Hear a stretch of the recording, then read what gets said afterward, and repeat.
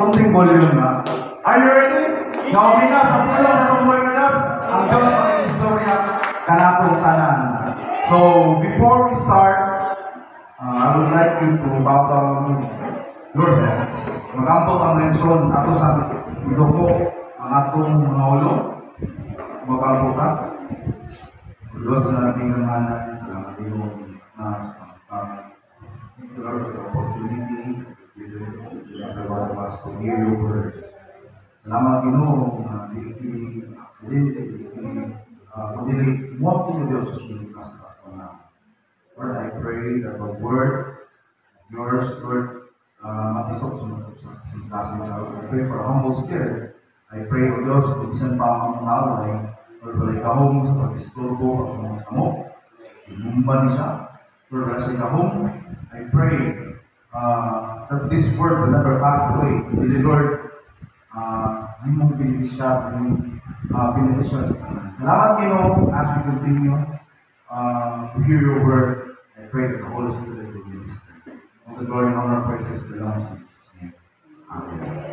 Let us turn our topic for this morning is pride, power, and obedience. So, pride, garbo, saya. Power, saya, kahong. O obedience, pagsunod, pag-obey. Bukat kayo ng iso. So, our scripture, for the next slide, let us read the 2 Chronicles. And we will be talking about King Uzziah's reign, or ang iyang paghari during the time of Israel. And Israel was divided into two. The kingdom of Samaria and then the kingdom of Judah after sa paghari ng King Solomon na tunga ang gingharian sa Israel. So, let us turn our Bible in 2 Chronicles chapter 26 verses 3, 5, and 7. Next slide. Uzziah was 16 years old when he became king, and he reigned in Jerusalem 52 years. His mother was Jecoliah from Jerusalem. Verse 4. He did what was pleasing in the Lord's sight, just as his father Amaziah had done. In verse 5, Uzziah forsook God during the days of Zechariah, who taught him to fear God. As long as the king sought guidance from the Lord, God gave him success. In verse 7, God helped him in wars against the Philistines, his battles with the Arabs and of Ur, and his wars with the Midianites. Nalagyan ng pulong sa pagpulos. So, si King, a little history, na may background. King Uzziah, anak siya ni King Amaziah. O, naghari siya 16 years old. Bata ko siya ng isod. Kaya, nag-anoint siya as king. And then, that time, the Israel, wala kong ingon na, wala kong it was divided into two. The kingdom of Samaria, lahat ko lang nangulo dito, and the kingdom of Judah, na siya ang naghari at that time. Uzziah was 16 years old when he became king, and he reigned in Jerusalem for 52 years. His father was Jecoliah from Jerusalem. He did was pleasing in the Lord's sight, just as his father Amaziah had done. So let's pause to this verse. He did what was pleasing in the Lord's sight. Gihimo niya ang maayo sa pananaw sa tubuhin ng Diyos. Nga naman, at that time, during pag-reign ni King David, even King Saul, paghari pa lang ni Saul, hanto ni King David, ni King Solomon, usahay ang ilang ginabuhat. Even King Solomon, let us focus sa King Solomon. Usahay, dili wholeheartedly ang iyang pagbuhat o maayo at pangalan sa Diyos. Makita ang sa Diyos nga tapaw lang ang pagsunod, tapaw lang ang pagtuman sa akong sugo. Ingana ang Diyos, i-determine sa Diyos ba kita mo niya tanan, walay matapos actually sa itong buhay ng Diyos. And that time, nagang mga hari, and these books from, if you study first Samuel down to Second Chronicles, wapo kayo sa dili kang i-meditate, basahon, yung dili, itipon ninyo. Masaturate ninyo pag-study.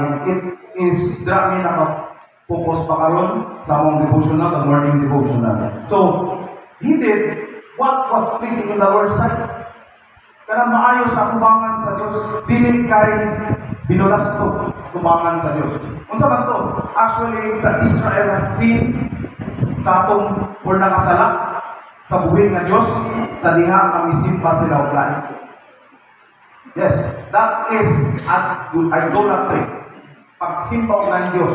So, ang mga hari before sa Israel nga na-divide, lahi-lahi ang ilang propaganda sa pagsimpa. Dili matuod nga Diyos. Na ay hari nga misunod sa lakang or sa giya, sa mga propeta, sa mga pari, sa mga instruction sa tumbuhay ng Diyos. Na ako'y hari na nagbuhat-buhat kapag sa ilang kaugalingon. Kinabuhi siya na dilipuyon sa Diyos. Unang natunga ang ibong Israel.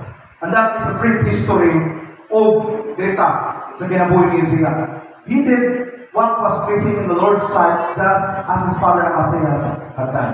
Si Amasiah po ang iyang papa, ang yamahan, nagbuhat po kung unsa ang kabubukon sa Diyos. Hosea sought God for during the days of Zechariah. Si Zechariah is a priest who taught him to fear God. Na kailangan aduna tayo takot sa tungkol ng Diyos. Sa diya, nag-guidance siya. Ni Zechariah, nasa guidance pa kapag naglupa mo as a king. Dapat mahadlok ka sa Diyos. Kaya katong mga panahon na dagang mga hari ng yagi, huwag yung hadlok, huwag yung hadlok sa itong buhay ng Diyos. If you study that from 1 Kings down to 2 Chronicles, grabe yun. Ang uban ng mga hari, nagputang bigul ko din, ipuntisan ang buhay ng Diyos. So ang Diyos, careful, siloso ang Diyos ng Lexon, kung dili sa gusto nga mapantayan, pero actually dili kapantay kung nga Diyos.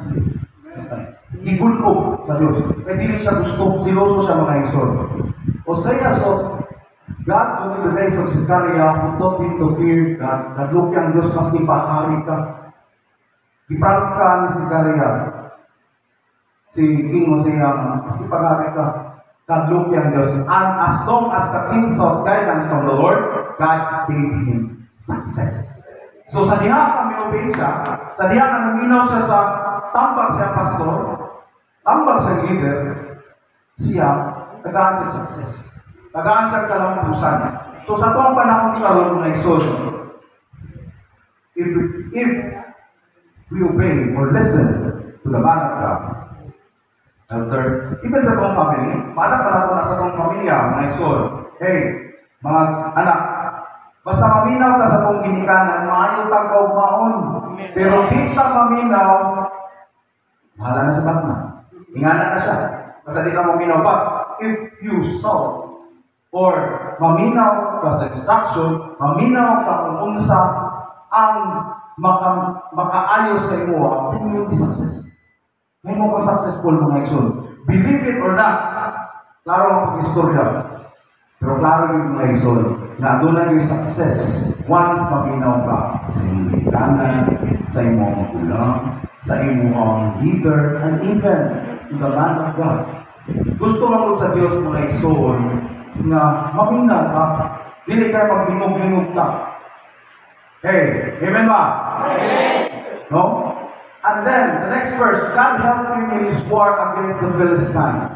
His battles with the Arabs and of Gur, and his wars with the Ammonites. Mababata. Ano yung good? Si King Hosea is establishing his kingdom na giyatag sa Diyos. The kingdom of Judah. Established niya through military. If is pababa ko na siya, kung ato lang ni shorten, nag-move na siya og mga elite ng mga soldiers, mga fortified cities, gitarong niya ang Judah. And then ipalikon niya as a king. Isubo niya yung mga katawan, dapat i-plaster na ito niya. Eh syempre, and even Israel or Judah at that time, binatake na sila'y kalaban. That is the Philistines. So, klaro tinaw, nga sa diha ka naging si King Hosea, naminaw siya sa pare, or sa tatas, no. Naminaw siya sa mga priest at time, sa mga leader. At the same time, niya pong establish ang iyang kingdom. So, in sa pokot, kinabuhi. Whether you like it or not, kita establish sa tungkol. Because ginahinay na ba? Hindi na bless sa Ginoo, ipanagantag mayong life, mayong pamilya, establish ka sa tungkol ng Diyos. That we are chosen people.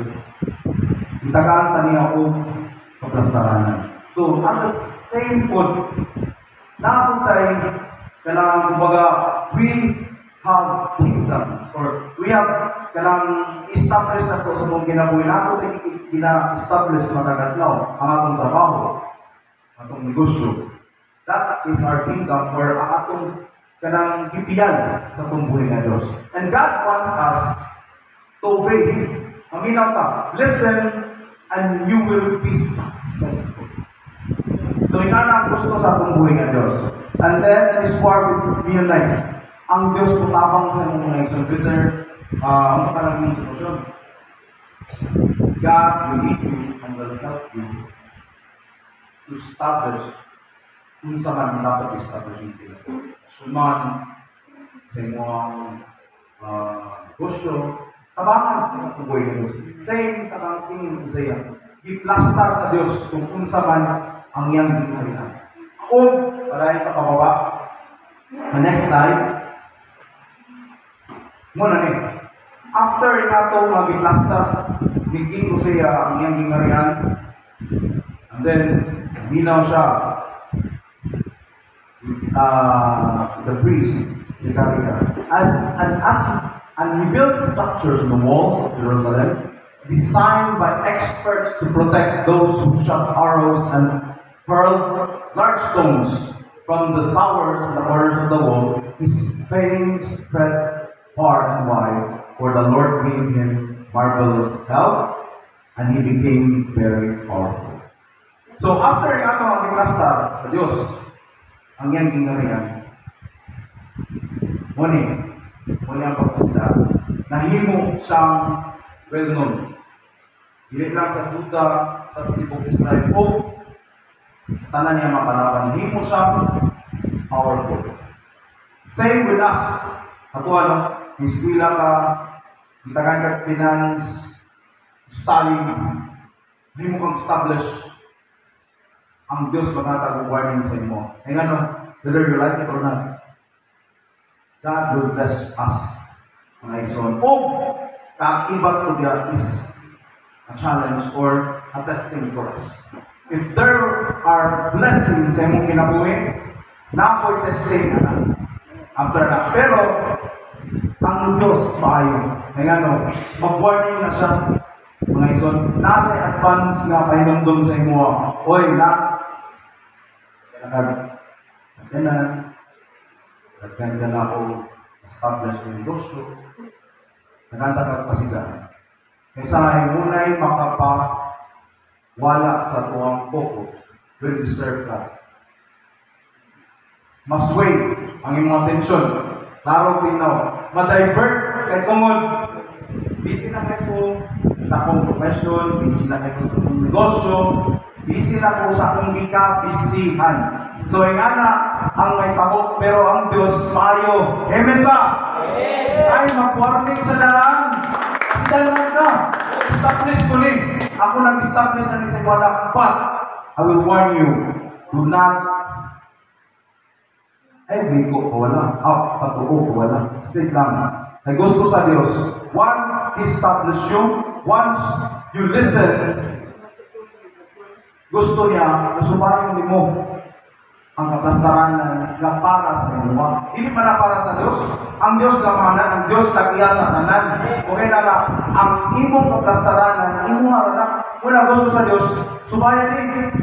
Dili kayo mo tipas ka sa bikas, no? Gusto sa Dios. Once you've been established, once you become powerful, just like King Hosea, saan mong gagputubo, right? Careful to that. And the first sa atong title is pride. Garbo. So, ang iyang fame spread far and wide. Ngayon mo na akong sikat na vlogger. So, sikat na ko. Diba? Dahil ba na sikat na kayo? Halos ka lang ang iyang focus. Kaya na. Sikat na kayo po. Ako na po sikat na. No. Ayaw pagsalita ng fame. Kaya nga no. Hindi ka muna sa Diyos. Anytime pwede na niyang pabiyon. Anytime pwede na strip na. Wow ko ni. Para magtarong ka. Kaya sa akin, pag di naman muna makuha, musimang ang tao mga igsoon, tinuod, klarong tinaw. Even the Word of God says, even though we have faith sa kong kinabuhi, plasta na sa Ginoo. Be careful when you become powerful. Be careful because there is always pride knocking at your door. Nagapanuktok ng pride, garbo mga ison. The next time, after established sa Diyos, si King Hosea, King Hosea's downfall. Careful, downfall. Or pagka. Bubak sa iyang ginagawa. Muna ang iyang ikatagakan. So let us read the 2 Chronicles chapter 26 verse 16. Klaro pinagya. But when he have become powerful. Careful. I would like you to say it. Powerful. Come on, 1, 2, 3. Powerful. But when he had become powerful, he also become, proud. He also became proud, which lead to his downfall. Careful to that. He sinned against the Lord, his God, by entering the sanctuary. Sa dihang ikaw, nahimo siyang sikat. Nahimo siyang proud. Nahimo siyang gampanan. And then, he has sinned against the Lord. Isulod siya sa templo. Karang istorya mo ng Exod. Isulod siya sa templo na nagtumutubo. Na bitbit siya o sense. Iyang nagtumutubo siya isulod. Actually, the Levites, that time, munang ilang trabaho. The priests, from the tribe of Levites or Levi, munang ilang job. Sulod ka sa templo, sila ang allowed mga ison. No one is allowed to enter the church or the temple. Sila lang yun. Kamu ang hari, officials, you are not allowed to enter. Hindi mo pwede mo sulod. Pero si King Hosea, sa diha na mo siyang powerful, nitubo ang garbo sa iyang heart. Kung nagbubuot na siyang sulod, hari ko. Isa sa kong kinabuhi nga na, ako nag-workmate. Careful to that. Ako nag-workmate. Napit ako yung nabasahan sa post. Ay, niyasenso siya. Ay, tungkol kaya ako nag-workmate. Ako na may nanikamot. No! Mali na sa mga ison. Kung saan mo gusto kong kinabuhi, pabalo ko, the PCC, wala dito rin. Some sa gawas. Or dagkanan. Ako lang kumbaga, to be honest, naanak sa gawas.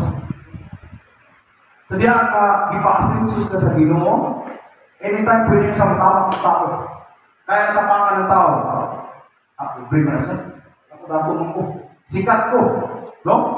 That is, kanang nga mindset ng mga bugiro na. No? Pero, I believe, and this is my prayer, wala ni sa talaga.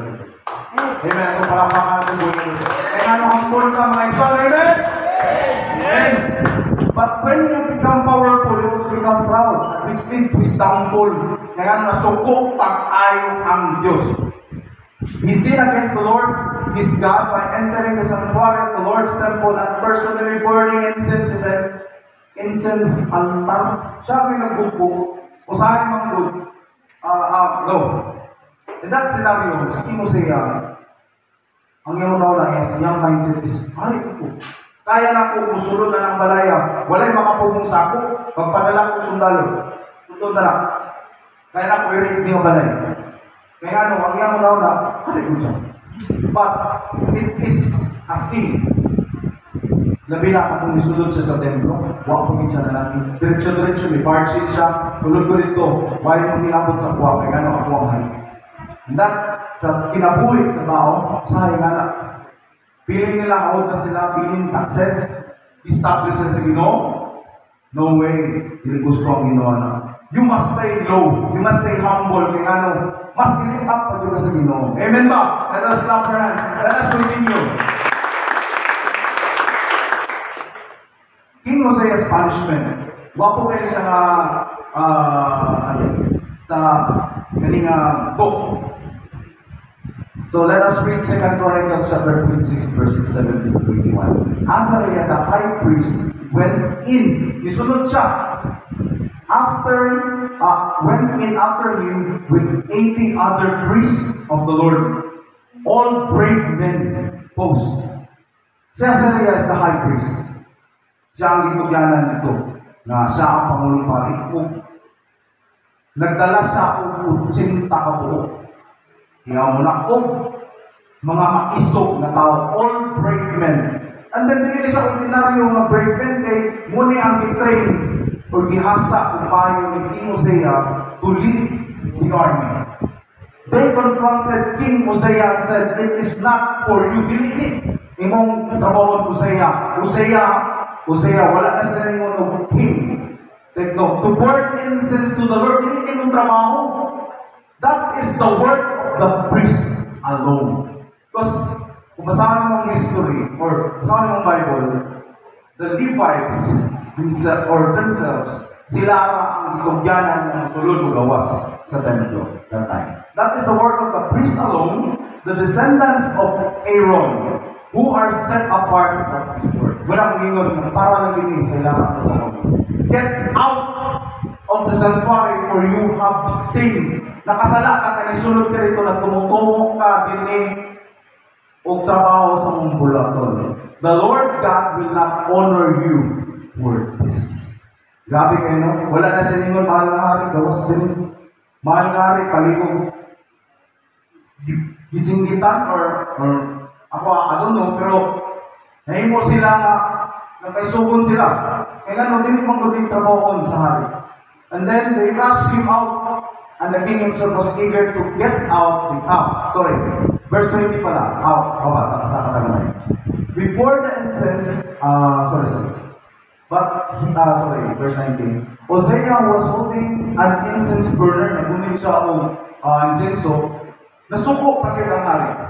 But as he was standing there, raging at the priest before the incense altar in the Lord's temple, wala niyang punishment for having pride, or nahimo siyang proud sa iyong mga lingon, nahimo siyang powerful, na ay proceed, nag-ipadala ang tuloy. Same sa scenario ni Miriam. Leprosy. Before this, leprosy suddenly broke out on his forehead. Sugod din sa ulo. May kaling ulo sa ay, pagmuda ko ang ulo ng nagsuol, wala piningaw. Amen ba? At sa malapakan na itong buhay, wala na pining. Anong ulo man? Kaya nga sa siyempre, ako nagutin. That praise, ako, hari ako. But, ang Diyos, mataging punishment. Even hari siya, itagaan siya, leprosy. And that leprosy that time is incurable. Sangla. You are out of the community basta na kay sangla. Ang leprosy, mura na siya AIDS na kanang kadiri, kanang sinalikway ka sa talingban. You are isolated from this world. So, panayon kapag ni Azariah, the high priest, and all the other priests saw the leprosy, they rushed him out. Kaya that time ang good, sa panahon sa Israel, during the early days of the Israel, once na nakareposi, bawal ka masulod sa templo. You are considered as hugaw. Hugaw ka pa sa pananaw sa Diyos. Hugaw ka pananaw. Put sa katimukan. They rushed him out, and the king himself was eager to get out. Siya po mismo, pagalingon. Because the Lord has struck him. Muna ang punishment. Nga nadawat ni King Hosea, tungod kay kaya na nahimo siya powerful, nahimo siya sikat. Ang pride nito po kung be careful to that. Even to this generation, usay ang pride, dili pa chicken na. Ang garbo, kung kalit na nag-abot, labi na pag imong achievement, kung imuhang naabot, lagan na po. Amen ba? Kaya galing, feeling ni mo, wala makatandog sa imuha, that is pride. Pride na siya. Feeling ni mo, how pa mo computer kasi siya. No. That is proud. That is pride. Be careful to that. Kaya anytime, God will punish those who are adunay pride. Sa ilang kasing-kasing. But we thank the Lord nga sa PCC, wala na ngayon siya. Nagsama na pa nga natutulong. Amen ba? Let us continue. So King Hosea had leprosy until the day he died. Kaya na namatay siya. Namatay siya, lagi siya leprosy. Wala siya kayo sa tungguhin Diyos tungkol sa iyang pride. You live in isolation, in a separate house. Kaya sulit pagit siya, sinalikway, pinigman kinay, ang sang na that time. Isolated ka. For he was excluded from the temple. His son Jotham, was put in charge of the royal palace, and he governed the people of the land. So, anak si King Hosea, which is later on, he was anointed as the next king of Judah, si Jotham. So, King Jotham, so wala ta sa iyang aman, hindi na punta siya anak. He did what was pleasing in the Lord's sight, punto si King Hosea, but ang pride nito po sa kasing-kasing, even though he became powerful, nagtumutungo na siya o buhat na dili niya bulat. Take note po sa takadali. Basta suguon ta sa itong buhay ng Diyos. And if you have a calling, do it. Dili kayo lahi ang imong bulaton. Lahi ang buhaton. Apo, bulaton bitaw ni Sigino. Bulaton bitaw na kuno. Once we obey the instruction of the Lord, and then niyagi ka sa iyang pattern o sa iyang galan, hindi ka pasagdaan sa Diyos, tabangan ka sa Diyos na ito. Pero sa'yo magtumutuo mo ang tao, tumutuo mo ang buhat, hindi gusto sa Diyos na. Take note, that is the message na once tumutuo ka sa Diyos, follow the instruction of the Lord. Ayaw pang pagbuhat o laing ng bulaton ng anong dili po gusto. Let us continue to the son of King Hosea. That is King Jotham. The King Jotham rules. So in 2 Chronicles 27 verses 1 to 2. Jotham was 25 years old when he became king. 25 years old. And he reigned in Jerusalem 16 years. His mother was Jerusha, the daughter of Sadok. Jotham did what was pleasing in the Lord's sight. Same sa Papa, he did everything his father Hosea had done, except that Jotham did not sin by entering the temple of the Lord. But the people continued in their corruptness. So, gibuhat niya kung sa ang makapahimong sa Diyos. Sama sa iyang Papa. Pero, wala siya magbubuot, wala siya misulod sa templo. Kaya sa kikainan ko pa, that was the work of the Levites. Dili pwede ang hari, dili pwede ang mga elder musulod sa temple, only the Levites. So, sa kinabuhay ni Jotham, King Jotham, he did that he did what was pleasing to the Lord. Ibuhat niya ang maayo tubangan sa Diyos. Kung mo basahon 2 Chronicles chapter 27, nag-establish siya po siya sa kingdom. And then, nag-wage war siya against sa mga kalaban sa Israel o sa Judah. But, take note, mababa ang mga isuot. The next slide, please. He was careful. Kung si King Hosea, wala siya nagmatmul sa Bisaya, ang iyang anak na si Jotham, nagmatmul na. Yung nahuna niya, ang papagani, biliprosi. So, kaya ni buhaton sa Diyos. Kaya niya pahantangan o ingani kung dili ko careful. So, let us focus on the word careful. No? Careful, magpinagtayon. Muna kong ingon, once ang tao aduna na ikahom sa iyang kamot, tutubo ang pride, and then, dili na siya careful sa iyang pride. Mutubo na ang pride. So that is a wake-up call for us. We should be careful. Careful na mga igsoon. Thus, as King Jotham lived or rules the kingdom of Judah, nagpatulong siya. Wala siya nagpasaya-saya, wala siya nagpatakaog, sulod-sulod sa templo. King Jotham was careful to live in obedience. The verse, please, let us read.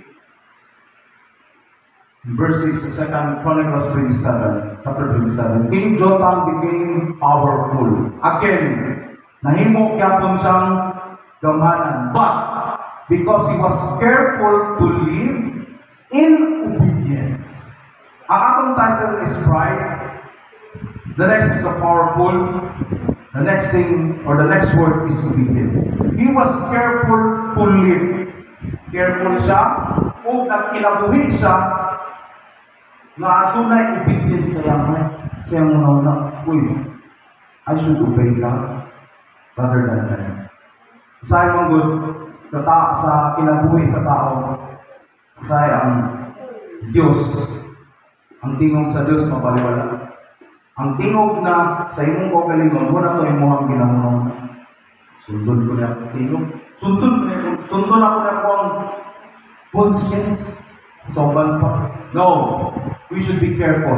Just as King Jotham, si Haring Jotham may son, nahimo siyang gamanan, pero nahimo po siyang magbinantayon.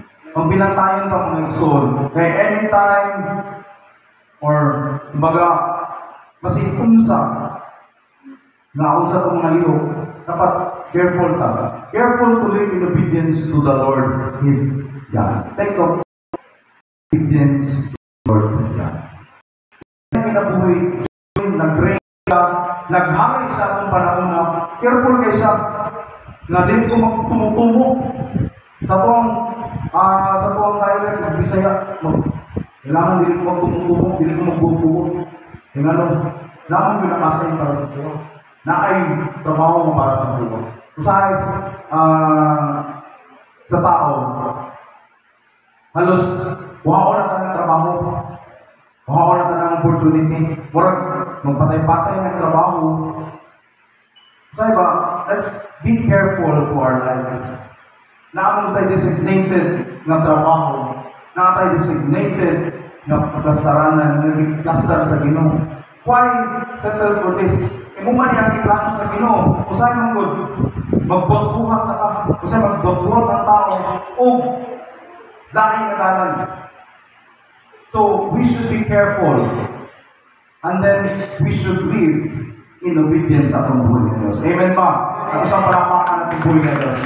So, kaya ang ating tutang, he lived, and he is an observant king. Nag-observe din siya. Kasi ang panahon sa iyong papa, uy, ang papa, nasunod sa templo, nagkaliprosit, nagkasama.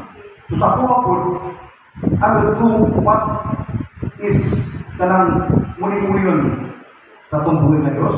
O, careful po po. Kaya anytime, kaya mo pahampak ng Diyos. Kung silo. Just as his father, na-experience siya ang papa, isang na siya. So, because he was careful to live in obedience to the Lord his God. Next slide please. Living in obedience means everything. So diya nga nagpuyo ka nga doon na kay obedience sa mong heart.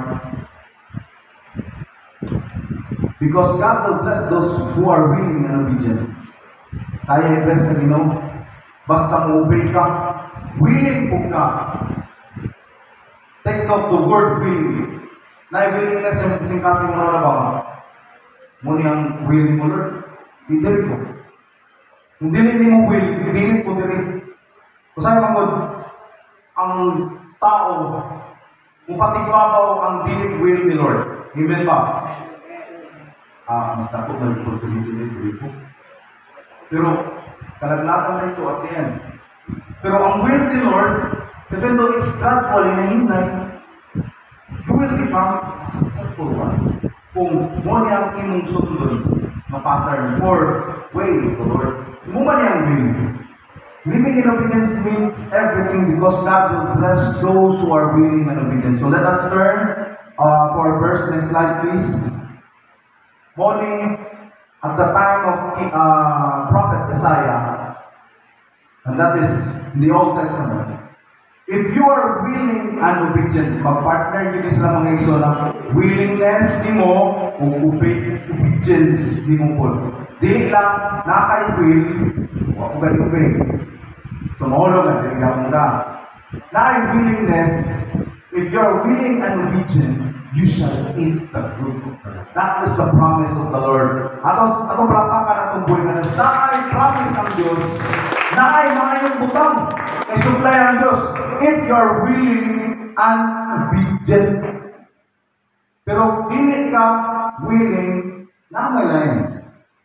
So in verse 20, but if you refuse and rebel, you shall be devoured by the sword. For the mouth of the Lord has spoken. Dili pulong sa tao, kung dili pulong sa Diyos ang nangingon din. If you are willing and obedient, mag-partner na siya, take note ha, willing and obedient. Huwag na siya yung ingredients. If you want to eat, kung gusto niyo makapot ang mga maayong butang, aning kalibutan na, this two is one of the ingredients. Na yung willingness, na po yung obedient. Yung ano, nag-obey ka. Yes, andolin ka. Sumo ka sa mama. Oma, palito na po na. I-obey rin ka. Pero yung ipalit, telepon ba ako? Ang isuko sa imo. Careful to that. Napo kayo willingness ko, wato lagi ko. Napo yung willingness ng wato. Nga, mapalit ang suka. Willing kayo ka. Ang problema, sa imong heart feeling lagi ka, lahat na po yung ipalit. Ang gusto mong good sa Diyos. Take note mga igsoon. Na kayo willingness na makuha ni instruction. And then, you should obey. Yung kinabuhi mo rin. Kaya ano, obedience means everything. Once you obey, blessing will come, favor will come, tanan, isanggap sa Diyos. Pero wala po kay obedience sa sinasing mo na. Murag, sa ko ka na, sa ko lang. Murag, mana siguro ang Diyos, nanganin mo po. Ano ba? No? Sa ko lang niya, but ang Diyos ang plasta na, hindi man ako. So, if you're willing and obedient, you shall eat the good of the land, but if you rebel, and if you refuse and rebel, naapot siya negative, you shall be devoured by the sword. And that time, nakani ibungag sa Diyos through the prophet Isaiah, ang Israel manggod nagpakasala mo sa ni-torn na po sila, misdiri, nandito sila, nandito ang Diyos. So, you shall be devoured by the sword. Kung naitapon ni mga igsoon, the time of prophet Isaiah ng Israel was totally bundok. So, dili ta magpaabot, o dili dapat, kung kinabuhi. Dili ta magpaabot ng magunog ta sa tubo ni Diyos. We should be careful. Let's get in it. Maminaw pa.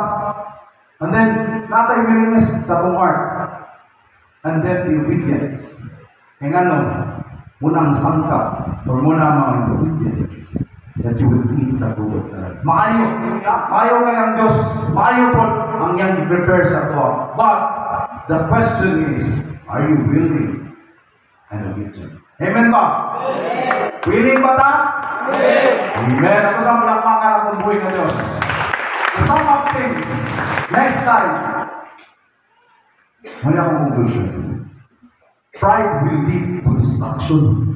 Ang garbo, kagubanan or kanang other term is kanang bad or negative things will come if you let the pride will lead you. Instead, ang Diyos ang huling sa imo, ang pride may mulig sa imo. It will lead to destruction and downfall. Muna ang history ni King Hosea. But, obedient to God, ang pag-obey sa Diyos, ang pag-obey sa iyang pulong, muna ang instruction sa Diyos. The Word of God is the instruction of God. And then the obedient to the man of God. Just like King Hosea, namati siya kang sigarya, but sa ay patigbabaw gapon ng garbo. I am encouraging everyone. Akong yung tanan nga kanang maminaw ka. What is the instruction of the Lord? And then to the man of God. Kaya ano na yung instruction ng ang leader na atong head pastor. We should be careful to that. Produce blessings and favor. So, once na nag-obey ka sa word, nag-obey ka sa Diyos, nag-obey ka sa instruction sa Diyos, which is the word of God, and then once you obey to the man of God, it will produce blessing and favor. Atong palapakan na itong buhay ng Diyos. No? Do not let pride nga gunitan ka mga igsoon.